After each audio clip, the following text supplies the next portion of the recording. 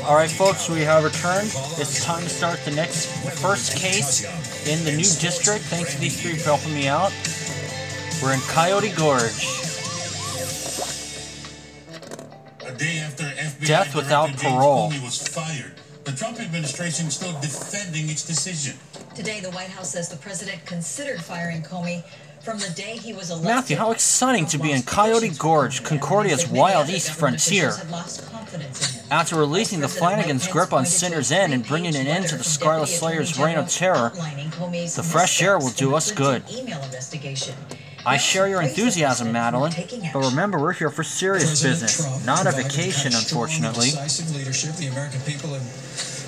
If Finley Flanagan is to be believed, his Italian rivals are controlling Stonewall Prison here in Coyote Gorge. Attorney General Jeff Sessions and his deputy were asked to look into the department. Flanagan's in our holding cells for now. I don't trust him an ounce, but if criminals are meddling with the justice system, we must put a stop to it. I've arranged a meeting for you with Stonewall's warden, Matthew. If the Italians are involved, I trust you and Madeline to get to the bottom of this. The investigation into the Trump campaign in Russia must be carried forward in a fair. Greetings, Senior Trooper Matthew. Welcome to Stonewall Prison. Warden Jeremiah Shankshaw at your service. Betsy DeVos got a chilly reception. Your reputation precedes you around these parts. The flying squad has put away many of our inmates. What can I do for you? Thank you, Warden Shankshaw. We're here about allegations concerning Stonewall Prison, that the Italians are exerting their influence on... The Italians? They could try, but I pride myself on running a tight ship. If anyone is exerting their influence in this here prison, it's me. And if the word of a deputized warden ain't enough for you, take a look around the courtyard yourselves. But be mindful around the prisoners, Senior Trooper Matthew. They're an unruly riot. This is a great day for us. Fear not, Warden. We'll keep our wits about us.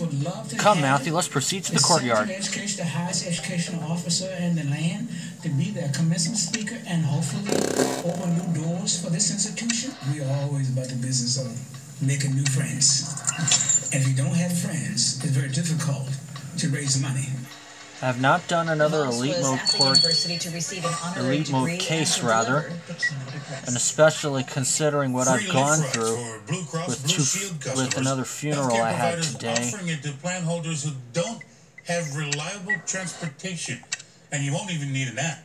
Starting sometime this fall, your doctor's office will make sure transportation's covered when you make an appointment.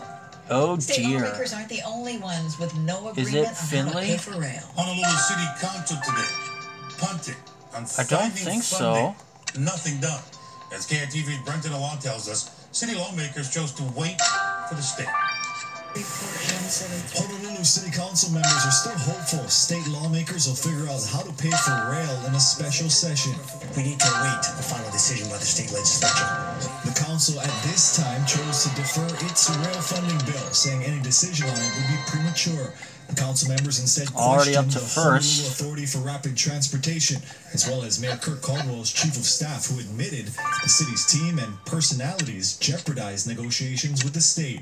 Would you agree that that was one of the major issues? I got myself another card. Probably caused the legislature to pause and not be able to reach an agreement. Dash my wig, Matthew. We're hardly here 5 minutes and we've already found an inmate with his head bashed in. You're right. We know this victim. It's that ruffian Kev O'Connell. We sent him here for murdering Barnaby Wilson. It seems O'Connell got a taste of his own medicine. A violent man on coming to a violent end. And look, he's even missing a finger. What on earth happened here? And the middle finger, too. Kev O'Connell was heavily involved with the Irish gang in Sinner's End. Are the Irish inmates really being targeted? I agree, Matthew. We must inform the warden about this and ask him how this could happen in his tight ship. That ball and chain you picked up must belong to the victim. You think there's something written on it? I'll fetch your dozen kid and we can find out. I had my doubts regarding the rumors about Stonewall Prison, Matthew, but if this murder is somehow linked to the Italian mob, we must find out.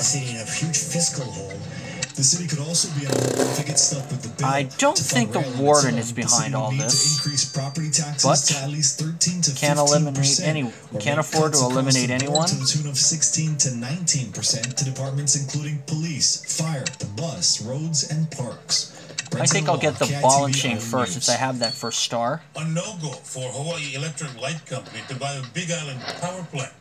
Hawaii Public Utilities Commission rejected its application to purchase the Hamakua Energy Partners power plant in Hilo for $86 million. PUC claiming benefits to customers would be slim, with the role of the plant expected to decline in the future. Elco's been buying electricity from that plant since 2011. This story also involved You were right, Matthew. There's a sentence painted on the victim's ball and chain. For the wages of sin is death. It's safe to assume this message was left by O'Connell's killer as a threat, but it almost sounds like a poem of some kind. I agree, Matthew. Let's send this ball to Evie. Perhaps she can tell us more about the message. Creating about 30 permanent jobs once it's in operation. And this is case 25. Construction deadlines, Helco killed that project last year. More than 200 multi-family apartments, as well as 530,000 square feet of business and commercial development, could be headed to South Maui.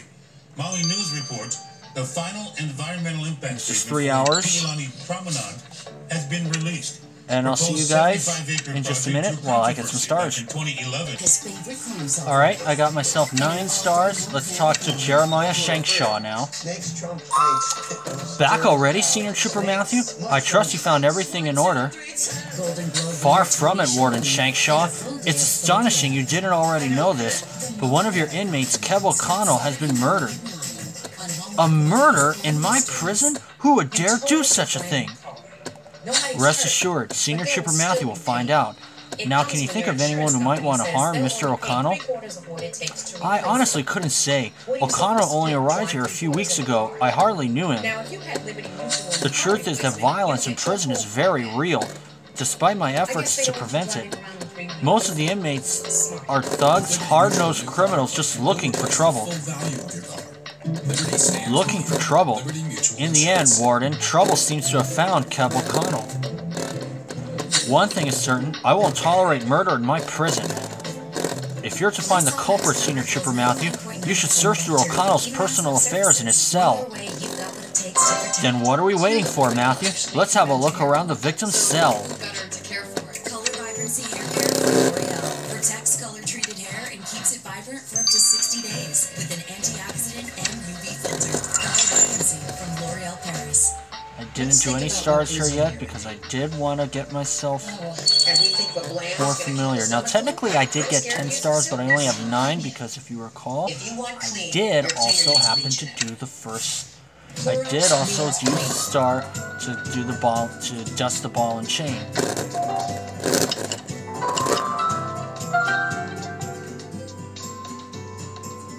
And it looks like I already see a clue.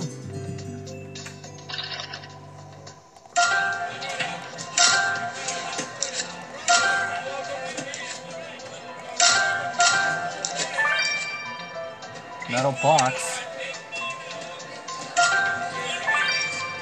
Truncheon, or wooden baton.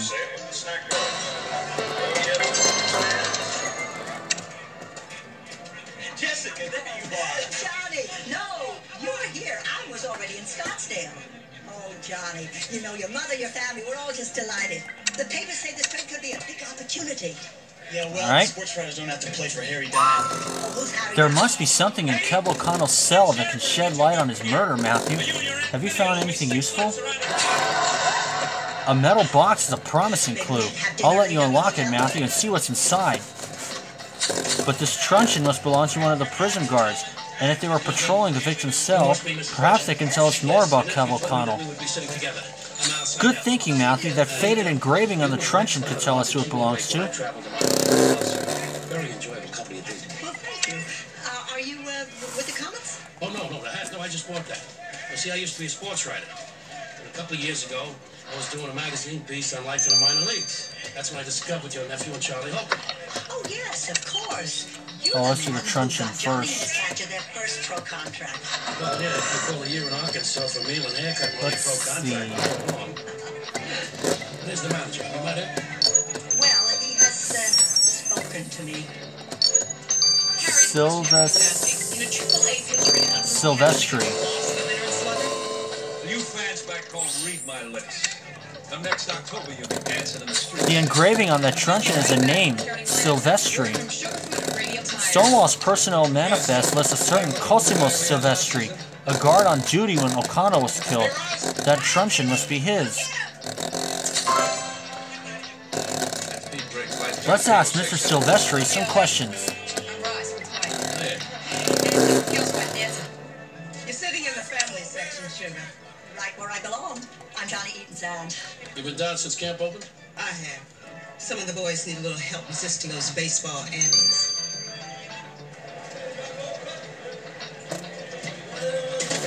And let's see what he knows about the victim. Cosimo Silvestri? Senior Trooper Matthew would like to ask you about Kev O'Connell. Sure, but make it snappy. This murder has everyone pretty rattled. We're only a hair's breadth away from a riot. Were you anywhere near the courtyard at the time of the murder? I should have been, but I went behind the shed to relieve myself.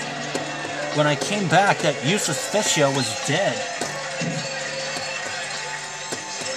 I only turned around for a moment. I didn't think anything would happen. I'll probably get canned for this. O'Connell has always been trouble. Trouble? In what way? O'Connell was a gangster, right? A murderer, coming in here with his big Irish mouth, stirring up the other prisoners. I needed to keep a close eye on him. Now, if we're through here, Senior Trooper Matthew, I have more important things to do than stand around gabbing. Mr. Randolph is not responsible for my accommodations. There's one good thing about the Cactus Motel. The maids don't barge in the morning to change your sheets. Alright. Oh boy, here's the... Well, it's 3 more here at the Titans, then we travel to Yuma. Making the trip. I only got here this morning. 42469. That's the second time you've asked me if I'm going to Yuma. It's just a part for me to entertain you, honey. 7517. So where'd she come from? 27. There we are. You just make sure you make contact at the plate. Okay, honey? 83. Oh gosh, this is so tedious. There we are. Sorry, Mr. Randolph, but I'm not sure whether being strapped for cash or his calling you misleading the papers is reason enough to a motive. The man hit 10 less viewers last year than ever before. Matthew, this appears to be a prisoner's hold, somewhere to lock away inmates' belongings when they arrive at Stonewall. I agree, let's rummage through these personal effects and see if there's something to be learned.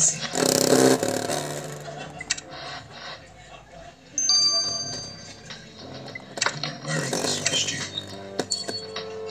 You've got a choice to make, my dear. Go back to peddling mop-up relief pitchers at the sneaker store openings. Or you can enjoy giving the fans Hey, the come on. I'm $1 million a year network sports banker. The fans can get their own starting lineups. Hold on. There we go. You know, Charlie, you had that little apple routine down pretty good. Aren't you a little too young? Titans media guide has you down at 23. You found a wanted poster in that prisoner's hold, Matthew, and it says the outlaw was captured by one Catastrophe Joan. What an odd name, Catastrophe Joan. Perhaps a bounty hunter of some description? Strange name or not, someone delivering wanted criminals to Stonewall could tell us more about what goes on around here. Let's go find this Catastrophe Joan. Played for a manager by the name of Flip Phil. No, I never heard of him. So we have another one. Ma'am, I just remembered I got 11 o'clock. Let's see what Catastrophe Joan has to say. Hands up, you varmint! State your business! Excuse me. Oh, I suggest you lower your weapon immediately. Senior Trooper Matthew from the Concordian Flying Squad. The Flying Squad? Why didn't you say so? I've heard all about you, Senior Trooper Matthew. Joan's the name and Catastrophe is my game, but you can call me Joan. Forgive me for being a mite gruff, but as a bounty hunter, I can't be too careful. We're investigating the murder of an inmate at Stonewall Prison, Kev O'Connell. Do you know anything about him? I brought in most of the prisoners in there. Made me a lot of enemies, but I don't know this Kev. Wish I could be of more help. Well, Joan, please don't venture off too far. We may need to speak with you again.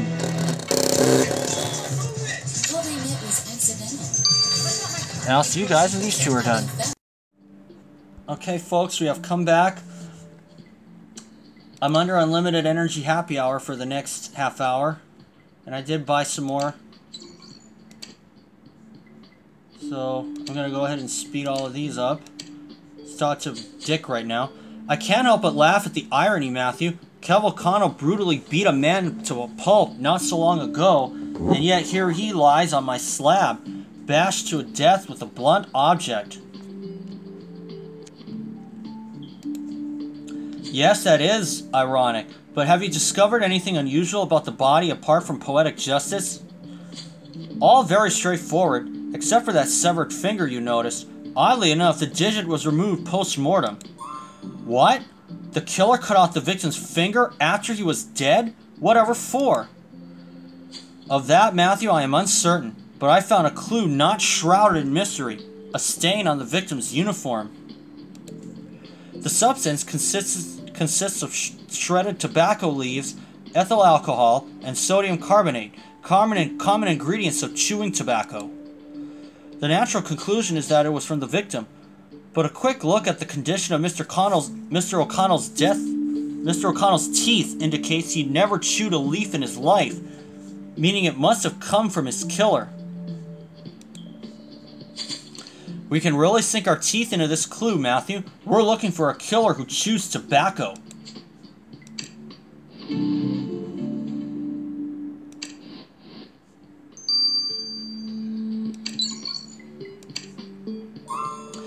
Evie, are you here? Matthew wanted to ask you about the killer's message. Madeline, my precious jewel, what can I do to convince you to marry me and to run away and become my ball and chain? You can start by not calling me a ball and chain. Now leave us be, Diego. We don't have time for shenanigans. Sorry, Diego, I guess I should get back to work, but thanks for that book. I won't ask you where you got it from. I'm worried that Diego is becoming a bad influence on you, Evie. Nonsense. Now about the killer's threat, while the object it was written on is rather unusual, the phrase itself was easy to identify. It appears you're hunting for a killer with religious tendencies, since this sentence is a quote from the Bible, from Romans chapter 6 verse 23 to be precise. So our killer knows the Bible? They'll be pleading for forgiveness, Matthew, once you've got them behind bars.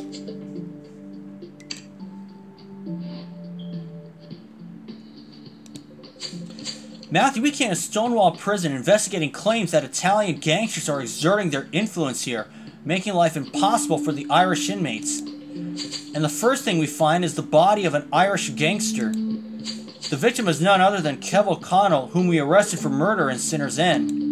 We found him beaten to death, and one of his fingers had been cut off. We've already met an Italian who had it in for the victim, prison guard Cosimo Silvestri. While Warden Shankshaw, who claims to run a tight ship, was unaware the murder even took place. I wonder what else he could be missing. We must ensure Stonewall is free from any criminal influence before we move former Irish gang leader Finlay Flanagan from our holding cell, but... Matthew, there's a situation at the prison. One of the inmates has escaped. Uh-oh.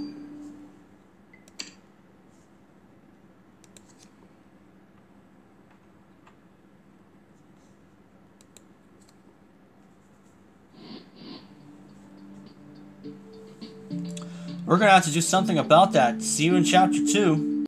Folks, it is now time for Chapter 2 of Death Without Parole, Mysteries of the Past, Case 25. Matthew, we came to Stonewall Prison investigating claims that Italian gangsters are exerting their influence, making life impossible for the Irish gangsters. Irish inmates. And the first thing we find is the body of Irish gangster Kev O'Connell with his finger cut off. We can't move Finley Flanagan, the former Irish gang leader, to Stonewall if there's a connection between the murder and the alleged danger to inmates. Matthew, there's a situation at Stonewall. You must get down there immediately. One of the prisoners, a certain Colin James, has taken advantage of the commotion surrounding this murder and escaped. Colin James? He was the one who murdered that Irish immigrant, Harriet Patrick. We arrested Colin in New Haven. Well, he's on the loose again. He was last seen running towards Bull Mine. The inmates often work there on a chain gang. It's a good place to hide. You better come with us to the gold mine, Rose. We must hurry to catch Colin James, Matthew.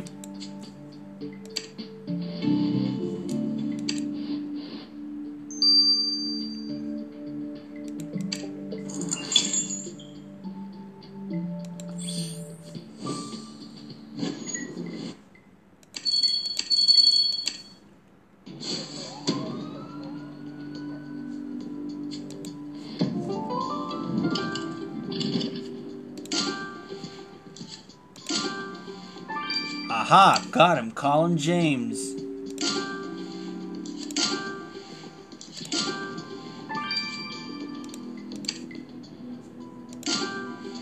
Oh, 3 clues here. Cool.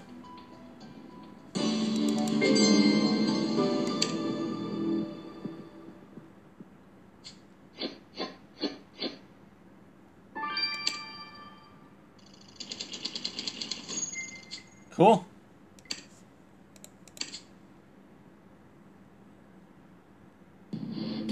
Colin James, come on with your hands up. We're taking you back to prison, and we don't want any trouble.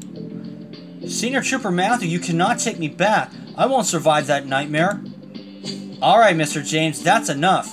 I'll get this fellow back to Stonewall, Matthew. I expect you'll want a word with him. Good show, Matthew. That was exciting, catching an escaped convict. You're right. I must stay focused. We still have a murder to solve. And I agree, if Stonewall's inmates worked at this mine, it's possible the killer was here. Have you found any clues? That saddlebag is quite luxurious. It certainly stands out among the rest of this dusty junk. A rummage through it could prove fruitful. And do you think there's treasure in this wooden chest, Matthew? We're at a gold mine after all. Let's open up that lock and see.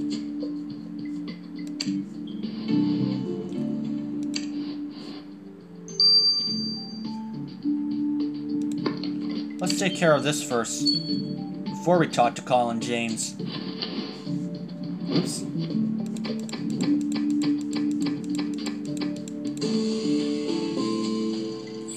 Photograph. Matthew, there's nothing inside that saddlebag to indicate who it belongs to except perhaps for this photograph. That woman is smartly dressed. She can't possibly be an inmate. Let's compare this photograph with the Concordian archives and see if we can find a match.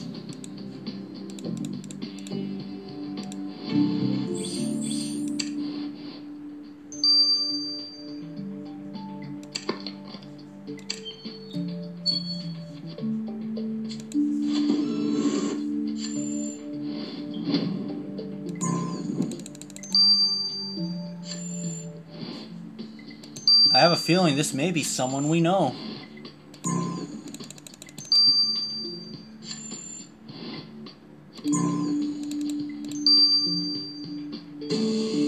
Nope, Dorothy McBain. The woman in that photograph is a certain Dorothy McBain, the owner of Bull Mine. That explains the fancy saddlebag and her pristine clothes.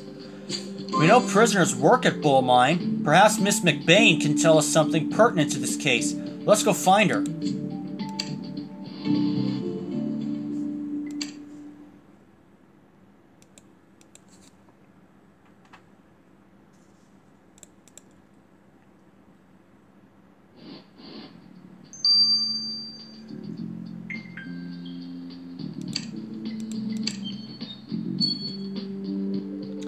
Marvelous! You must be the help. Where is my cranberry cocktail? It's sweltering today, I do declare. Actually, we're from the flying squad, investigating the murder of a prisoner. And you expected I would know something about it? Such sordid dealings have nothing to do with me.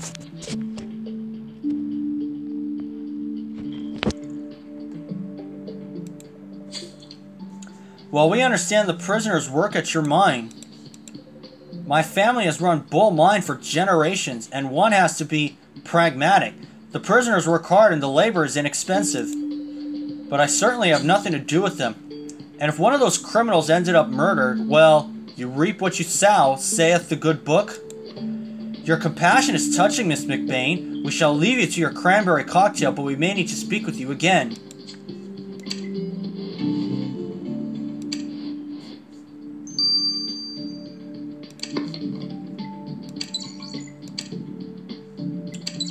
About 18 minutes left. I had to check.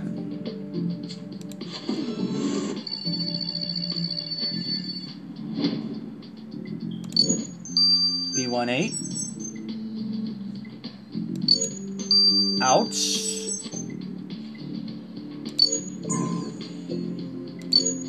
$3CK.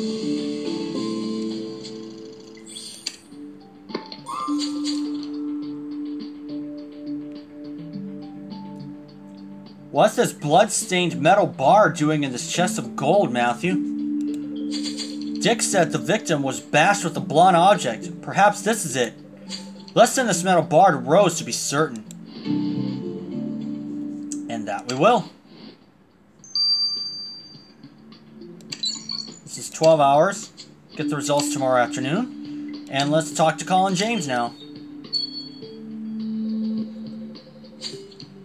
Senior Trooper Matthew, you can't blame me for trying to get away from this place. You've seen for yourselves what happens. Prisoners die in Stonewall. You expect us to believe it's a coincidence that you're caught fleeing the prison the day Kev O'Connell is murdered? I had nothing to do with that. I swear on the Holy Bible. I had to get out of here before I ended up dead, just like Kev. How well did you know the victim? I saw him out on the chain gang sometimes, but we weren't chums. He and I were very different people. I may have committed murder in the past, Senior Trooper Matthew, but I'm no hardened criminal like that O'Connell fellow. He was doing fine in here until today. I'm the one who's suffering. You won't believe the things I had to do just to get some chewing tobacco. I see you still haven't learned that crime has consequences, Mr. James, and I'm afraid this escape attempt is only going to land you in more hot water.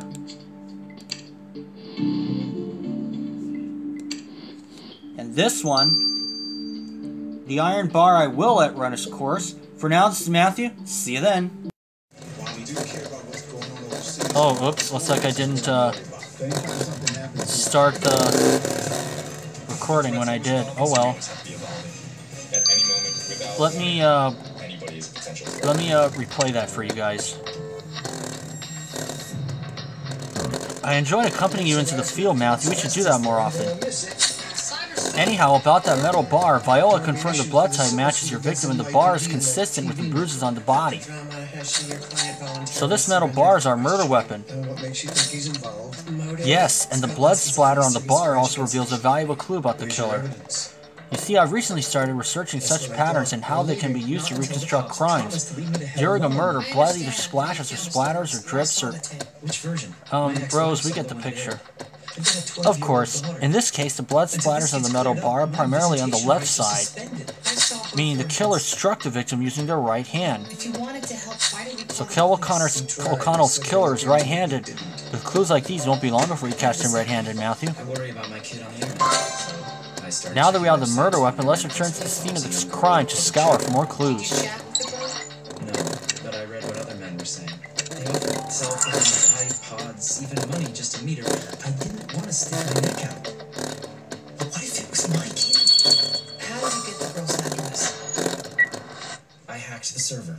Stop right there. This interview is over unless you read him his rights or decline the file. Don't need the paperwork. Just advise your client to obey the law from now on. Paul wasn't interested in protecting that girl. I was going to let her get raped. And that's why you went over to her apartment. After I walked into a precinct and handed a copy of the chat logs to the desk sergeant, when he called me a kook, I walked to the house. Well, it seems to me Lasky has a solid case for wrongful arrest. Which precinct did he go to? The 7-2. Been stalking him now. You're not planning Alright. Alicia didn't arrest him. The cops did. Based on fabricated evidence that she handed to them. Wait, she's the victim here, remember? Sonia, You know, maybe you're too close to judge. But you've been working on her sister's murder for what, 20 years? 25 years. Dash my wig, Matthew. Those boxing gloves have a note stuck on them. Don't you dare lose, O'Connell. When serial murders started... Was Kev brawling in prison? It seems someone was pressuring him.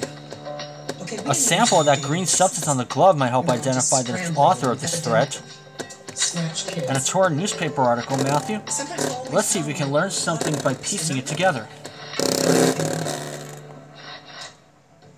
Like Vanessa Harding. Yes, if you think I held Alicia's hand too long or gave her too much information, that's tough. I called her when we got a lead and she couldn't.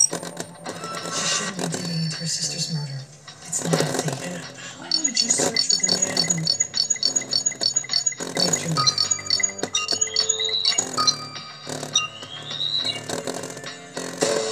Got it.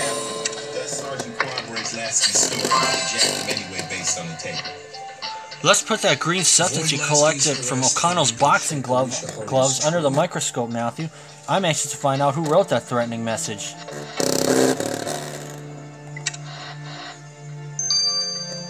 I changed your locks. Who gets copies? No one. Reportment is off limits. Spread the word. Give us a minute, would you?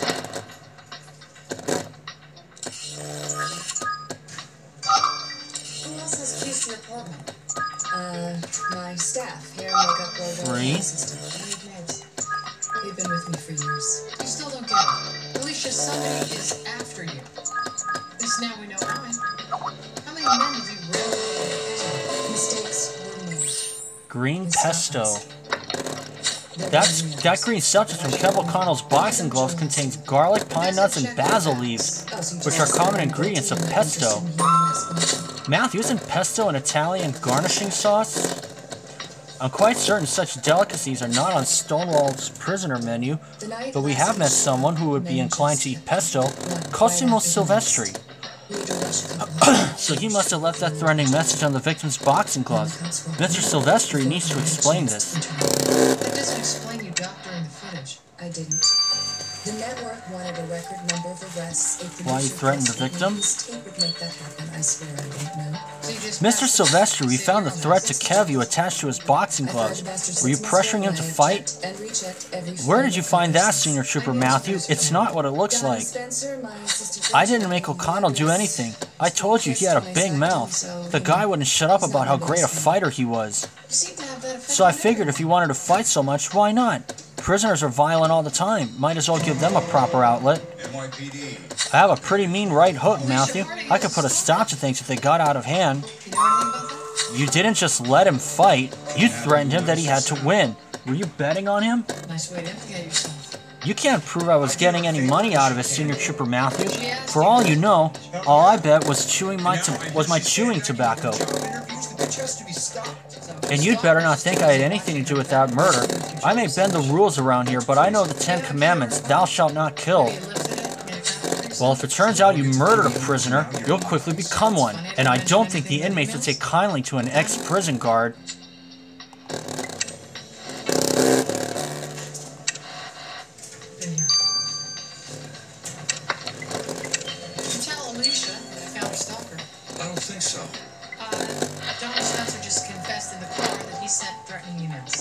Alicia brought in another email with an attached photo. It looked authentic, so we had it processed. Photo of what? A body dump of a young girl. Photo of a dump white female, dead weeds, broken down swing. That newspaper headline is torn, Matthew, but the story appears to be about Stonewall convicts being brutalized. The rest of the article is missing, but it could concern the violent treatment of prisoners. Same guy? You're right, Matthew. Evie should be able to track down more information about this article. Landmarks of buildings. Should we be talking about this in front of a civilian? Alicia needs to know what she's up against. Okay, well, our perp's a sociopath, and she deals with teachers diddling their students. Does knowing the dead girl's location earn me a seat at the table? How would you know that? 12 hours. Get the results tonight. See y'all then. Okay, folks, we have come back. Let's get the results of the damaged article from Evie. Matthew, did you know the cattle population of Coyote Gorge outweighs the human population more than 4 to 1? No. How do you know that, Evie? It's all in the Chronicle of the East. It's a fascinating publication, full of all sorts of wild Eastern facts, and it's where your headline about a beaten-up convict comes from. I found an original copy of this issue, and the full headline says, Stonewall convict brutally beaten by Catastrophe Joan. The story explains how Catastrophe Joan brought an outlaw into the prison, brutally bashed and barely able to walk. We knew that Bounty Hunter was trigger happy, but this is crossing the line. And given our victim was bashed to death, we should have another discussion with Catastrophe Joan.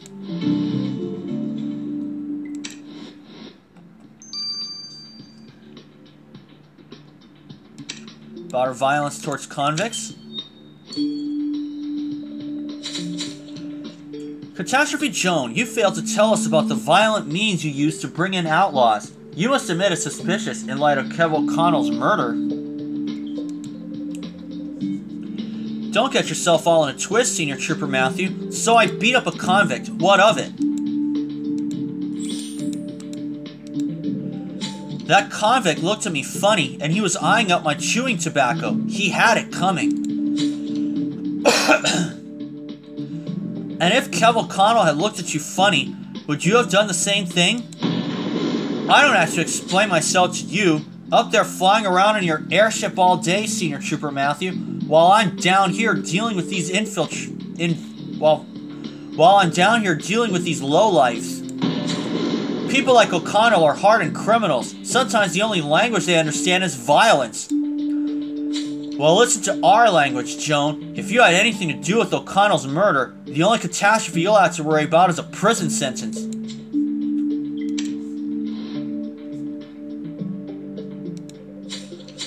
The situation at Stonewall Prison is becoming worrisome, Matthew. Kev O'Connell's murder may be just the beginning. Our old acquaintance, Colin James, has already attempted a jailbreak. While he claims he has nothing to do with this murder, the timing of his escape is highly suspicious. And that Italian prison guard, Cosimo Silvestri, was abusing his position by organizing prison brawls. He claims Kev participated voluntarily, but in the end, Silvestri resorted to threats. Given that we're waiting to ensure Stonewall is safe for Irish prisoners before we send Finley Flanagan there, Matthew, Warden Shankshaw has summoned you back to the prison. What is it now? Another escape? No, Stonewall's inmates have started a riot. Uh-oh.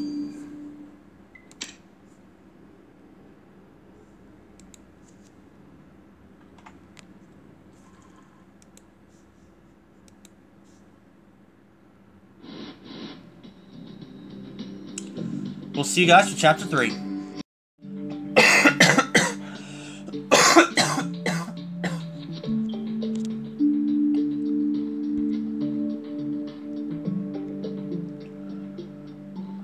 Alright folks, you've come back. Let's start Chapter 3 of Death Without Parole.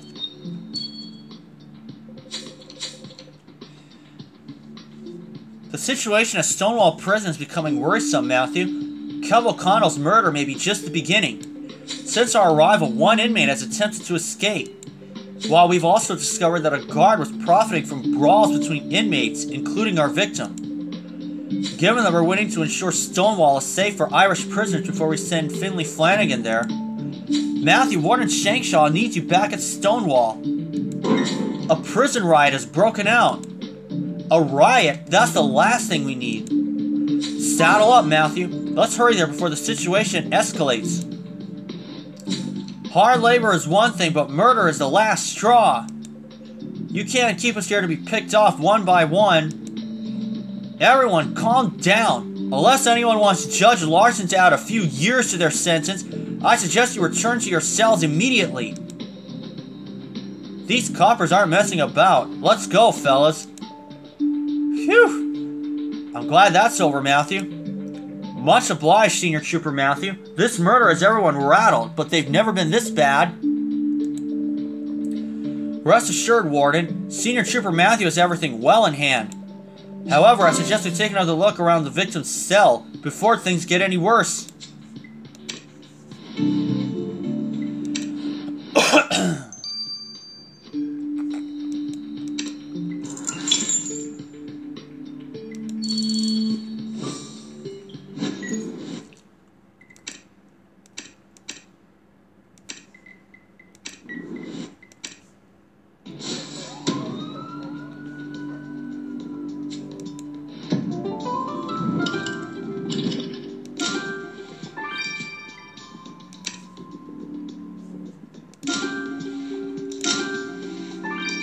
victim's pillow.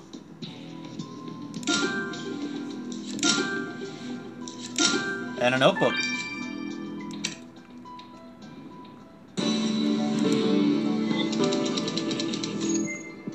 Looks like I'm gonna get the first star, and I will.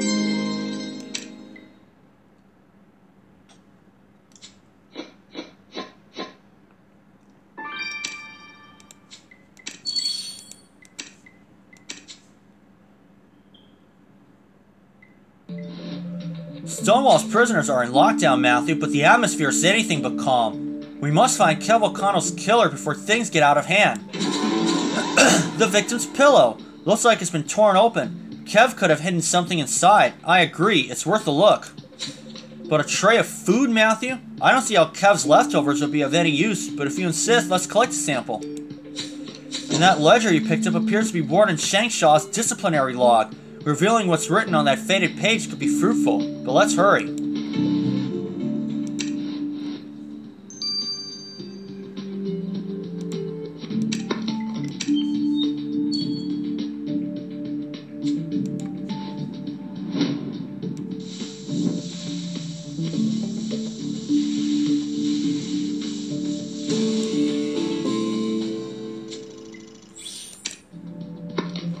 Heavens, Matthew! According to that log, Kev O'Connell was a frequent recipient of Warden Shankshaw's disciplinary actions. The victim was constantly called to the warden's office. He must have been in a lot of trouble. The warden didn't mention he'd singled Kev out for punishment. Let's go ask him why.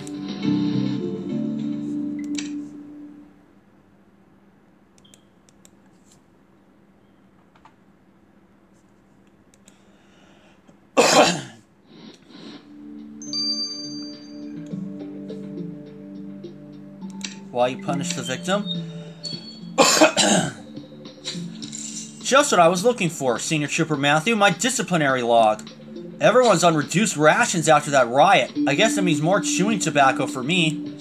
That log is actually what we wanted to talk to you about, Warden. Kev O'Connell comes up a lot. You didn't mention punishing him so frequently. You've got it all wrong, Senior Trooper Matthew. O'Connell was a regular in my office, but it was for talk, not for punishment. Talk? What do you mean? Kev wasn't exactly a sophisticated conversationalist. O'Connell was a criminal, but he was a scrappy lad. I saw myself in him.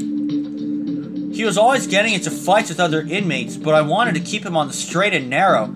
A gentle answer turns away wrath, but a harsh word stirs up anger, saith the Lord. Now, if that'll be all, Senior Trooper Matthew, I have behavior reports to fill in after that riot. Well spotted, Matthew. Warden Shankshaw was indeed holding his pen in his right hand. Let's add right-handed to his profile.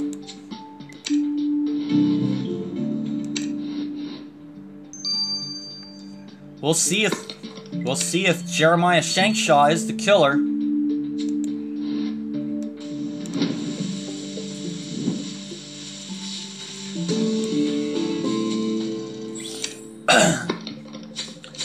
Vacuuming up the leftover food from Kev's tray has revealed a message underneath. Kev, stop blabbing or you'll get it. Stop blabbing? Someone must have carved that message to threaten Kev. But who?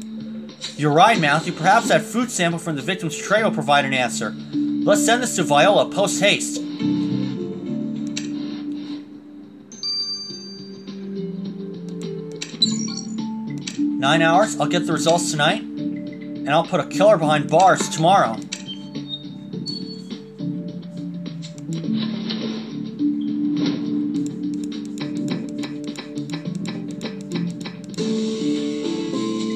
Gold nugget. What's a gold nugget doing in Kev O'Connell's pillow, Matthew? You're right, the victim worked on the chain gangs at Bull Mine. Kev must have stolen this gold from there. I wonder if Dorothy McBain knows about this. She'd be pretty angry the victim was pilfering her gold. Let's go find her.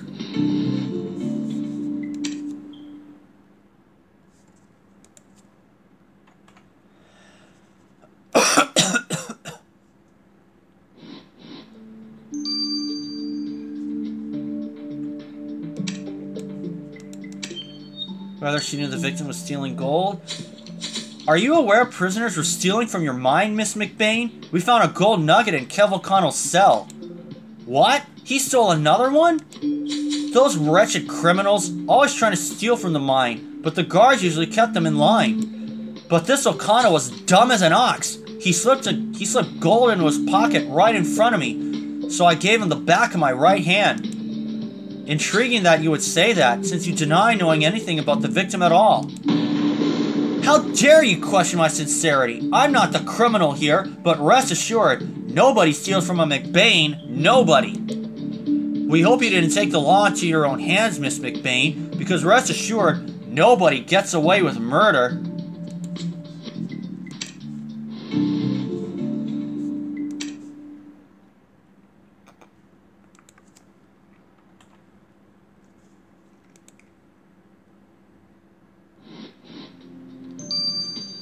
I'll see you guys, and this is done processing. For now, this is Matthew. See you then.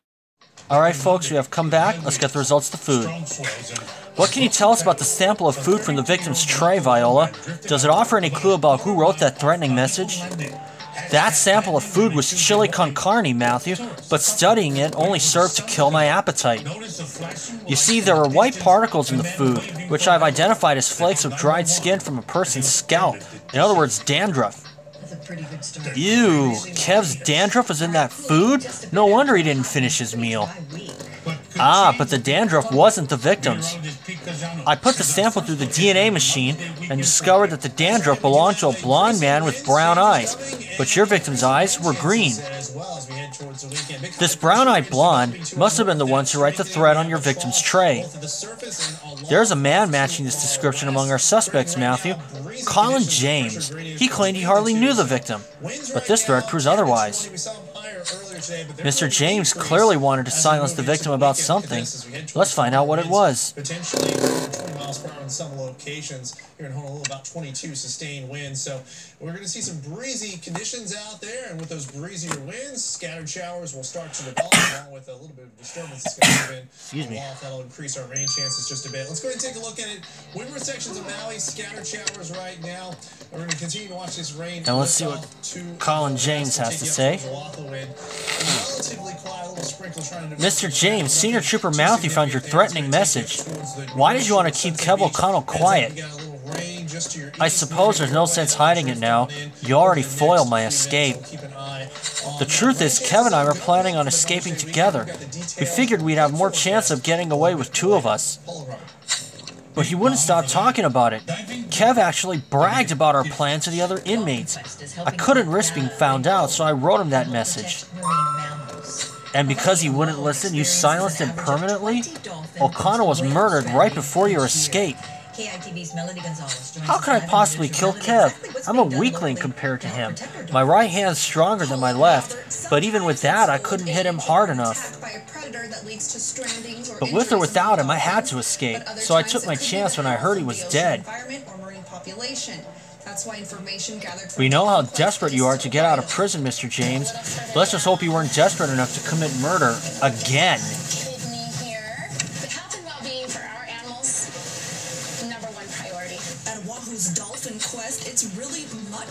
Kev O'Connell's reputation as a troublemaker seems to have followed him to prison,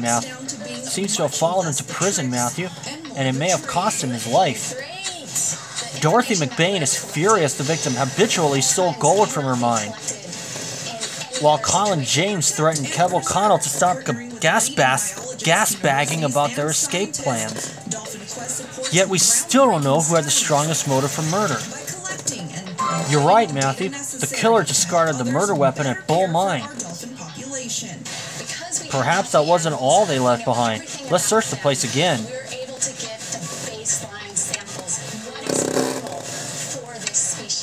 Diving deeper than the data, hands-on training is provided to support research and assist wild marine animals in distress. These veterinarians would know where and how to give an injection, to understand basic initial animal assessment and monitoring your normal vital signs of those animals, and how to stabilize them. Dolphin Quest Kahala is a destination site for renowned scientists from all over the world. This is where they learn about mammals under human care and about the threats these dolphins face in the wild. Anything that we do here has been reviewed and certified as humane for our animals. So we'll place it just like that. Not only do we want to make sure that it is affecting and having a positive effect on the animals that are living here with us. There we go. But also their counterparts in the group population. Here we go. 7th already. And next week, more scientists are expected to begin a 2-week study of the dolphins at Kahala Resort.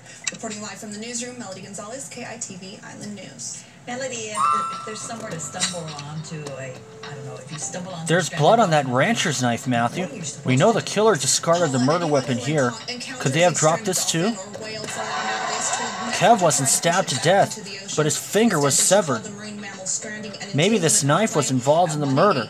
Let's get a sample of blood to be certain. And I agree, Matthew. A wooden box with a skull on the lid is rather ominous. Let's not waste a second before opening it up. 3 more cases confirmed in East Oahu today brings the total number of cases reported this year to 30. People who come in contact with those infected are being notified. A common symptom of mumps is a swelling of the salivary glands in front of the ears. And that leads to a tender, swollen jaw, fever, headache, and loss of 9. appetite. The disease can be spread when an infected person coughs or sneezes, or by simply touching... Matthew, let's get that blood sample you collected off that night to Viola. We need to know whether the killer used this during the murder. The Salvation Army was down in downtown Honolulu today collecting basic need items for Hawaii families. Volunteers and staff were at Tamarind Park, and they were collecting items like canned goods, diapers, baby formula, and toiletries. There was also an educational part to the event. All right. It's National Salvation Oh, Army not Week, this. and we just want people to know about our basic needs assistance and our emergency disaster services. We know that hurricane season is coming up soon, so we have a hurricane preparedness checklist. 96624. Some items on our table that you can see that you can use to prepare for a hurricane or a disaster. 21. The public can get 9, assistance from the Salvation Army at any of their locations 7, 4. around the state. They can also get information and request services through their website or by contacting them through social 8, media. 5, 8. Cleaning up what's known as the Great Pacific Garbage Patch. 3, On KITV, 5. Island News at 10 returns. A Dutch treat on new technology using floating barriers in health. Good heavens, Matthew. That box has a severed finger inside it. You're right. This must be the finger cut off Kev O'Connell's hand. It's almost too ghastly to think about. Let's give Dick the finger to see whether it points to the killer. The bracelets made in Hawaii, dealing with ailments, energy, and good luck. And we're going to stop here for now. I'll let these two run their courses, and I'll see you all then. Okay, folks, we have come back. Let's get the results to blood and put a killer behind bars. I'll get straight to business, Matthew. I can confirm that blood you found on that knife belongs to the victim. So this must be the knife the killer used to cut Kev O'Connell's finger. Undoubtedly, Matthew. Not only does the blood type match the victim's, there were fragments of bone in that sample. But there is another valuable clue floating around in that blood. Skin cells that couldn't possibly have come from the victim. As a person ages, skin cells change.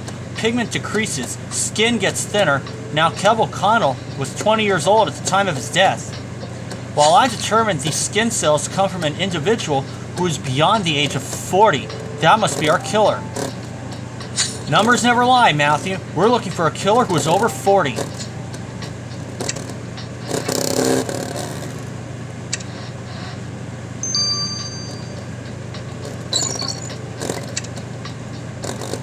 I've grown accustomed to getting cadavers all at once, Matthew.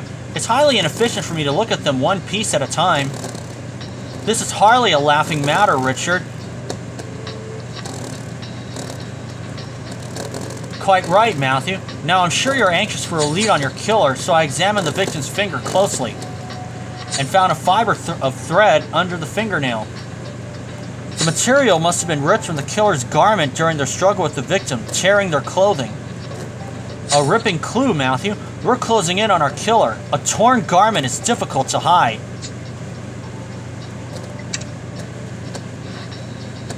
The time has come to arrest Kev O'Connell's killer, Matthew. Whoever murdered this prisoner is about to become one.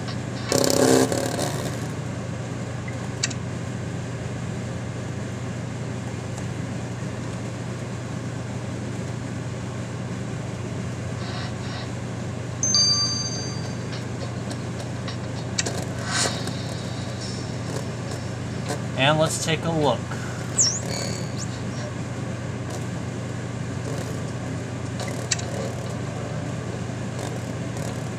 Cosimo Silvestri, no. Definitely not Catastrophe Joan. It's not Colin James. It's not Dorothy McBain. It was the prison warden, unfortunately.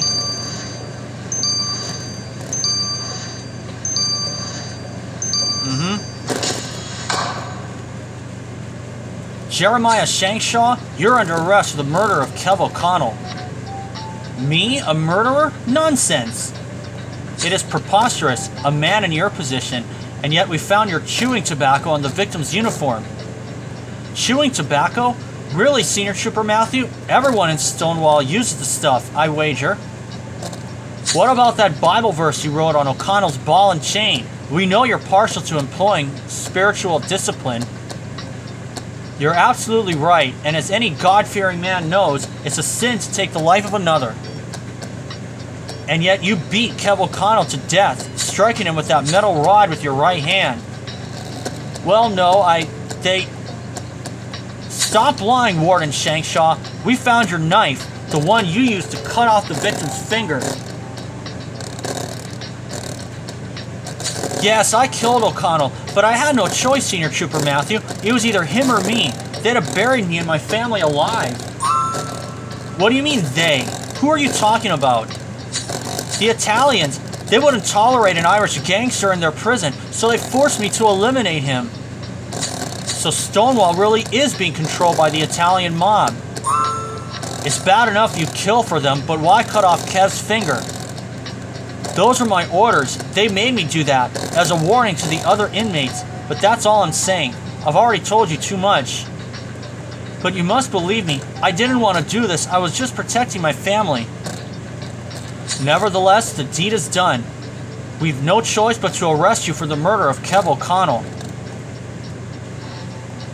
Warden Shankshaw, there's nothing more deplorable than an officer of the law ensnared by the tangled web of crime. You stand before this court accused of murdering Kev O'Connell, who, although a criminal, was under your charge. How do you plead? Guilty, Your Honor. I was a coward, giving in to threats and intimidation. I allowed my personal fears to tarnish my integrity. You claim you were ordered to eliminate Mr. O'Connell by the Italians. Do you still refuse to give us any details of their operation? Judge Lawson, please. I must consider my safety and the protection of my family. The safety of your family is one thing, but I can't say I'm too confident about yours. After years of having authority over prisoners, you're about to become one. I hereby sentence you to 25 years in prison. It's what I deserve, Your Honor. I've disgraced myself, my profession, and everything I stand for.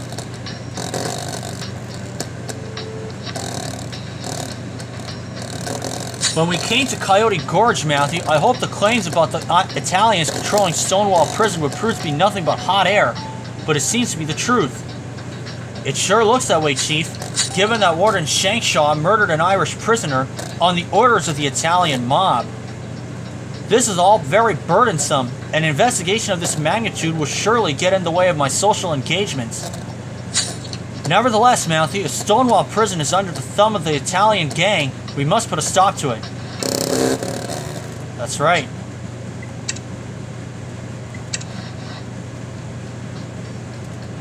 Taking a look at the other ones. No tear in the clothes for Cosimo Silvestri. Catastrophe Joan, cleared early. Colin James, 28 years old. Dorothy McBain, cleared from the start. It was Jeremiah Shankshaw. I'll see you guys for Once Upon a Time in the East 1-6. Alright folks, we have returned. Let's start Once Upon a Time in the East 1-6. Matthew, I hate to admit it, but if Warden Shankshaw murdered Kev O'Connell on the orders of the Italian mob, then allegations about the Italians controlling Stonewall Prison are true. As such, we'll have to keep Finley Flanagan in our holding cell for the time being. We must put an end to the Italian control of the prison, but where do we start if Warden Shankshaw remains silent? That Italian guard you spoke to certainly looks suspect, given the circumstances. Matthew, I suggest you interrogate him post-haste. I suppose to start, Chief, Senior Trooper Matthew, I'm here to lodge a complaint. My reputation was dragged through the mud with your accusations of abusing convicts. But if anyone needs investigating, it's Rose Zhao. What are you talking about, Joan? And how do you even know Rose? You probably don't know about it, but I have dirt on Rose that will make your hair stand on end. Is that so? I doubt that very much, but Senior Trooper Matthew will hear what you have to say. But you'll have to wait. Matthew, you and Bontemps can interrogate Catastrophe Joan. I'll return to Stonewall Prison. You can join me there to speak with Cosimo Silvestri.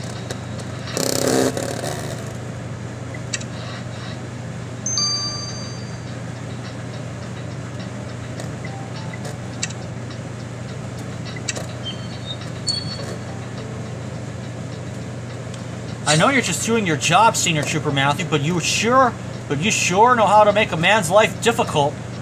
First you stir up the inmates, and now you've thrown the warden in prison. Warden Shankshaw is the reason we need to speak to you, Mr. Silvestri. He told us the Italian gang ordered him to murder Kev O'Connell, and we thought... And you thought just because I'm Italian, that means I'm a mobster? Listen, I don't know anything about no gangs, capiche? Or about any of Shankszaw's dealings. I may bend the rules sometimes, but I'm an officer of the law. In that case, you won't object to Senior Trooper Matthews searching the prison yard for more evidence of the gang's activities here.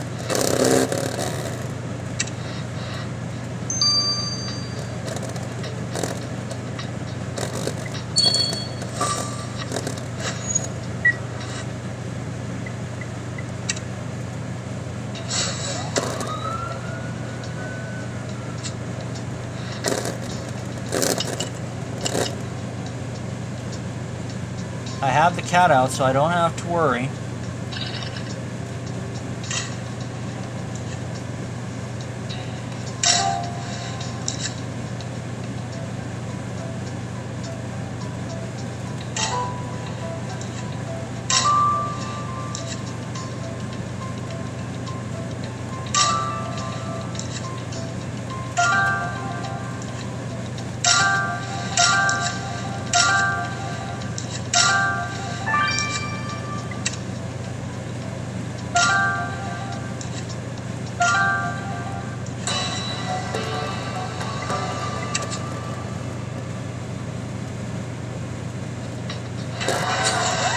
The prison mailbox could be a useful find, Matthew. Look, there's a telegram inside. And it's addressed to the warden. The message is faded out here in the sun, but that won't stop you, Matthew.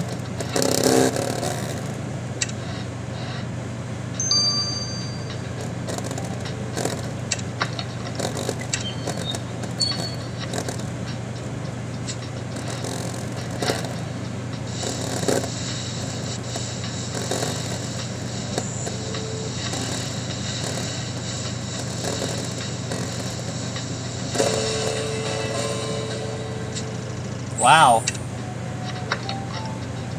I'm no linguist, Matthew, but unless I'm mistaken, that telegram is written in Italian.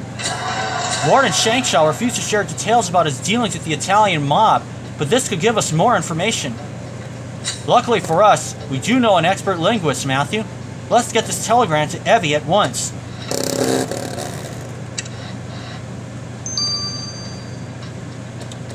This is 9 hours. I'll get the results tonight, and let's see what Catastrophe Joan has to say about Rose. So, Catastrophe Joan, what's this nonsense about you possessing spurious information about Rose? I don't know what she's told you about her past, but Rose and I go way back. Like me, Rose was a bounty hunter back then, but she crossed a lot of lines even I wouldn't go near. Has Rose told you about the time she beat a man into confessing a crime he didn't commit? Balderdash! Rose would never do such a thing. I don't believe it for a second. It's true. 10 years ago, Rose beat a certain Randolph Watson to a pulp. She dragged him before the court, saying he'd murdered his brother, Theodore, with a pickaxe out at Bull Mine. Rose was paid a handsome bounty, but the trouble was, there wasn't any evidence found at the mine, not even a body. All she had was the man's confession, which was given under duress. If you ask me, Randolph Watson was innocent. Rose did it all for financial gain, sacrificing her judicial integrity for money. Why should we believe any of this, Joan? And why come to us with this information now after all these years? Because I reckon you need to get your own house in order before you make accusations about others. She sure pulled the wool over your eyes, Senior Trooper Matthew. All of this would be troubling if it were true, but you understand we can't take your word for it, Joan. We will thoroughly investigate these claims. Dear me, Matthew, I can't believe such dastardly claims about Rose. Then again, we don't know much about her past. I mean, we don't really even know how she lost her arm, or her husband for that matter. I agree, Matthew. If there's any truth to the claims that Rose once beat an innocent man into confessing, we must find out. And if there isn't, we shall preserve her reputation. Joan mentioned the murder supposedly took place at Bull Mine. Are you suggesting we dig there ourselves? I don't know what can be found after all these years, Matthew, but I'll bring the shovels. Thanks. Let's have it, Matthew. If there are any remnants of an old murder to be unearthed here, we're sure to find them.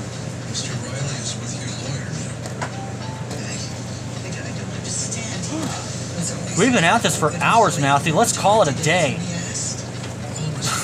Very well, you're right. We should keep digging. Wait, what was that? I think we've hit something, Matthew. Digging out here at the mine may not have been a wild goose chase after all. Let's see what we found. Moment, folks.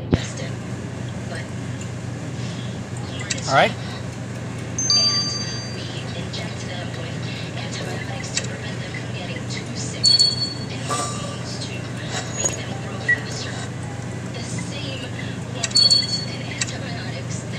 Alright.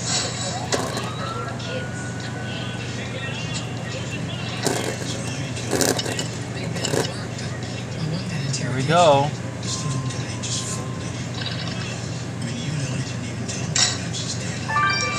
Pile of dirt. A broken skull.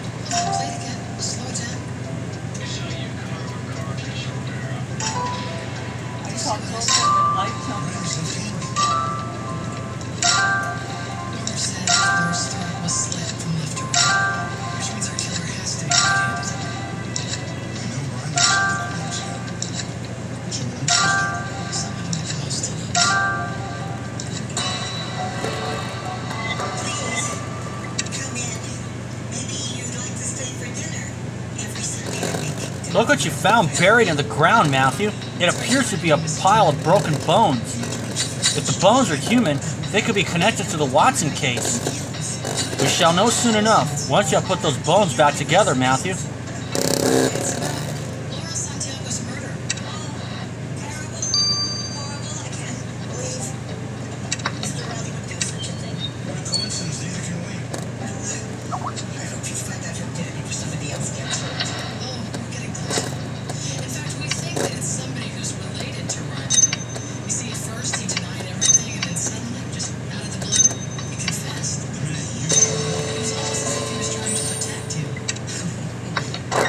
Heavens, Matthew, without a question, this is a human skull.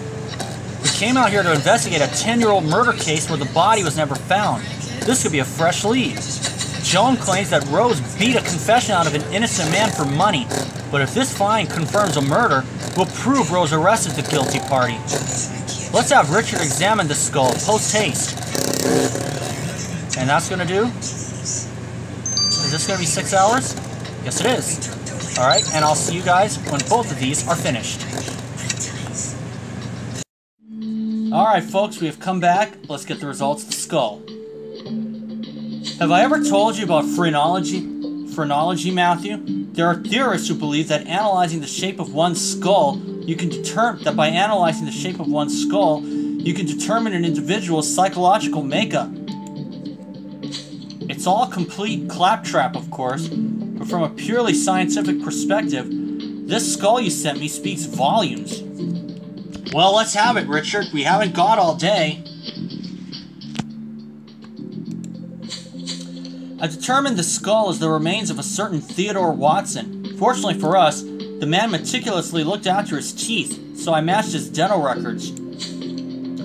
Theodore Watson? He was the victim in that old case Joan accused Rose of mishandling. Rose is telling the truth. He really was murdered. Without doubt. Did you notice this hole at the top of the skull? It's consistent with a head strike, most likely a pickaxe. Those are exactly the facts of the case from 10 years ago. I say, Matthew, it's a relief to confirm that Rose was right in sending Randolph Watson to prison for murder. I've never truly believed Rose was capable of condemning an innocent man for financial gain, as Joan claimed, but there's still the matter of her potentially beating a confession out of a suspect.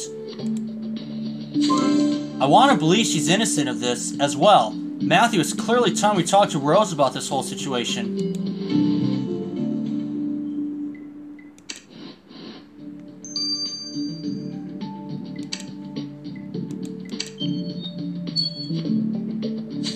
Rose, Catastrophe Joan came to us about an old case of yours, saying, I bet she ranted on how I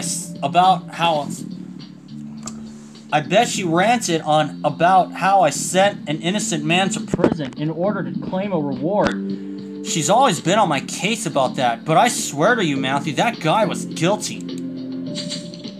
Yes, we are aware, Rose. Matthew found Theodore Watson's skull, proving he was killed in the exact manner you claimed. You found the body? After all these years? Only you could manage a miracle like that, Matthew. I'm grateful for this. If you hadn't uncovered this proof, speculation surrounding the case would forever tarnish my reputation. As to the matter of Randolph's confession, if, as Joan says, you were heavy-handed, it goes without saying such methods cannot be condoned in future at the flying squad. I agree with you wholeheartedly, Matthew. I was young and hot-headed. I admit I stepped over the line, but it was always in the interest of justice, not reward. And to prove I'm not in this for financial gain, please take this as a token of thanks for closing the book on this.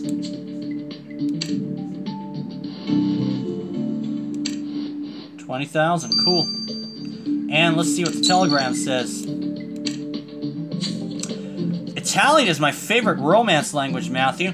I've always wanted to travel to Italy, float down the canals of Venice, wander the narrow streets of Florence, arm in arm with a young...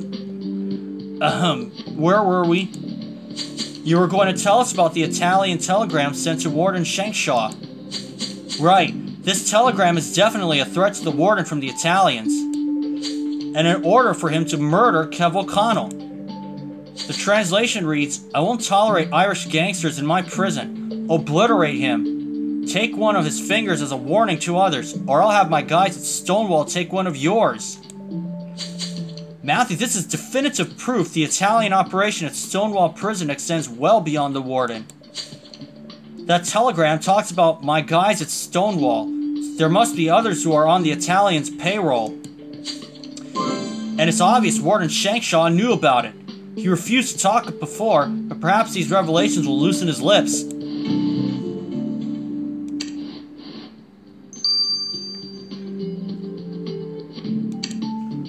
About the Italian control.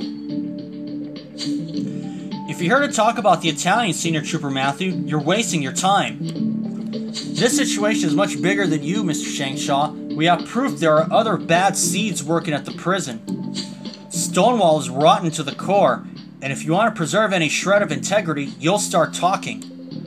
Maybe you're right, Senior Trooper Matthew. It's too late for me, but perhaps I can strike a final blow against the disease that has infected Stonewall.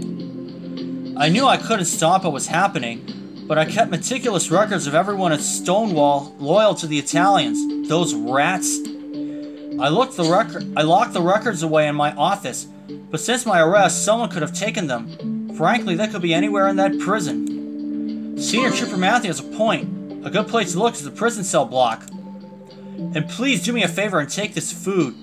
I never realized how bad this prison slop is.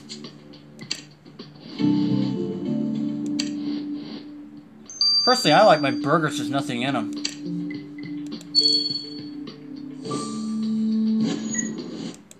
It's how I've had it for as long as I can remember.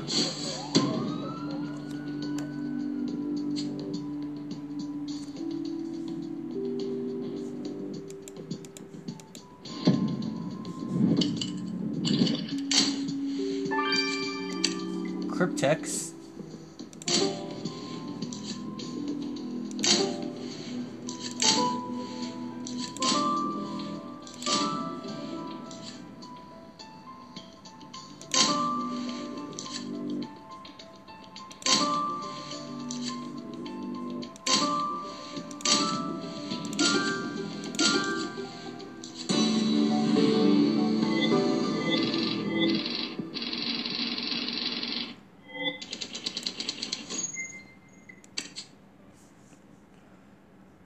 Okay.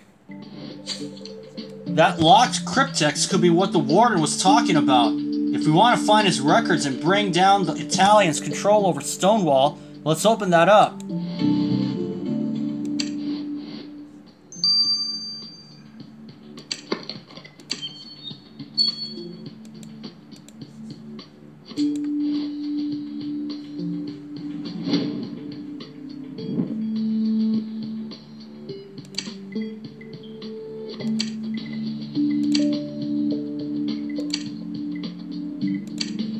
Oh.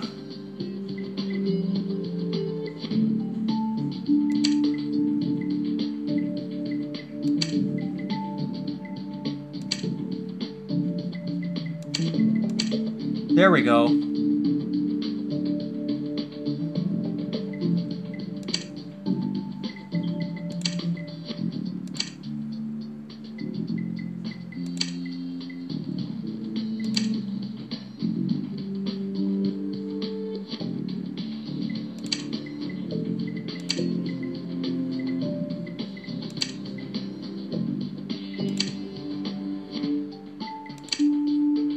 Okay.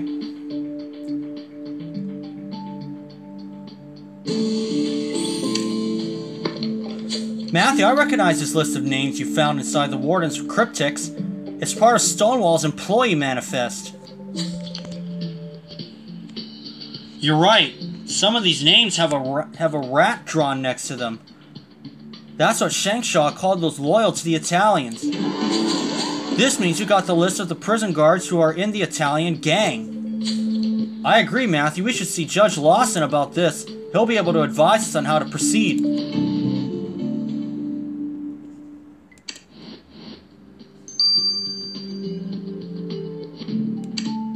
About cleaning up Stonewall Prison.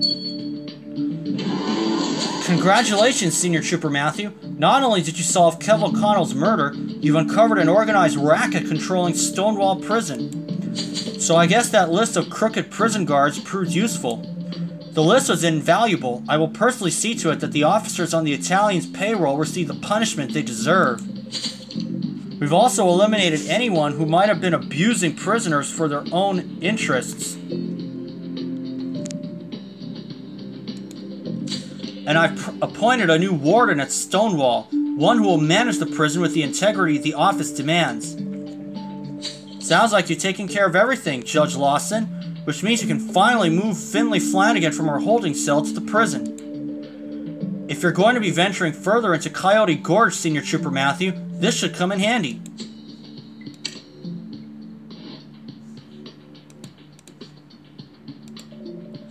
You were right about the Italians controlling Stonewall, Flanagan, but Senior Trooper Matthew has cleaned the place up, so we'll be moving you there. Clean the place up? How did you do that so fast? No need to thank us, Flanagan. It's all in a day's work. You're going away for a long time. And what's that you told us? A little stint in the clink never did a Flanagan any harm. Fine, Senior Trooper Matthew, you've won this round. You can send me to Stonewall, but you'll see the Irish gang won't end with me.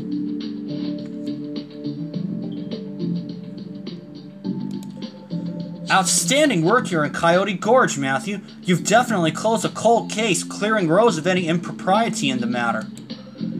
Her methodology was questionable, but her motives true. and she's since proven to be a loyal and trustworthy member of the squad. With regards to Stonewall Prison, Matthew's proven it was under Italian control, leaving no stone unturned rooting it out. With the prison purged of its rotten elements, a new warden appointed, and Finley Flanagan where he belongs, the mayor couldn't be happier. But he's concerned about the Italians. Matthew, it's imperative we determine whether their reach in Coyote Gorge stretches beyond the prison. There's a town not far from here, Chief, Devil's Ridge. It's said to be a bustling gateway to Concordia's eastern frontier. If there's anywhere we'll find information about the Italian operations in Coyote Gorge, it's there. Then gather your things and prepare to set off, Matthew. We're going to Devil's Ridge.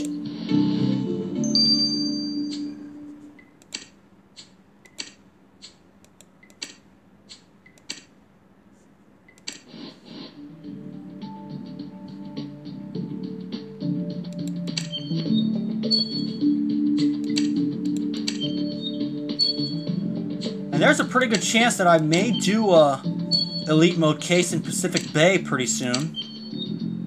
But I'll leave you to figure out which one it will be.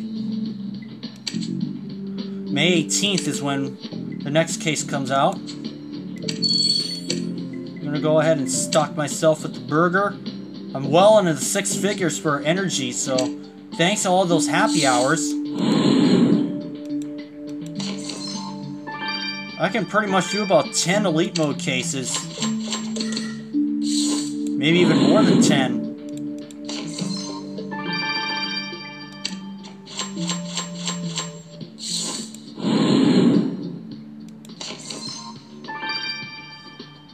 Two new ones.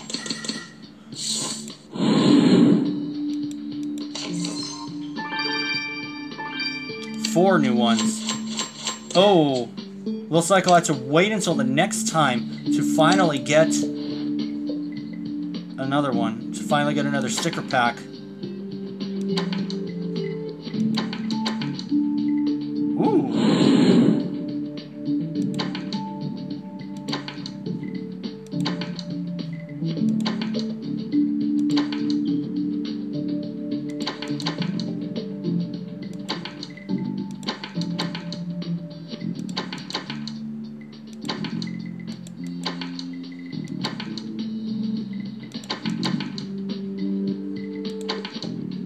Not a lot there. Alright, May 18th is when the next case comes out, and I'll see you guys for more.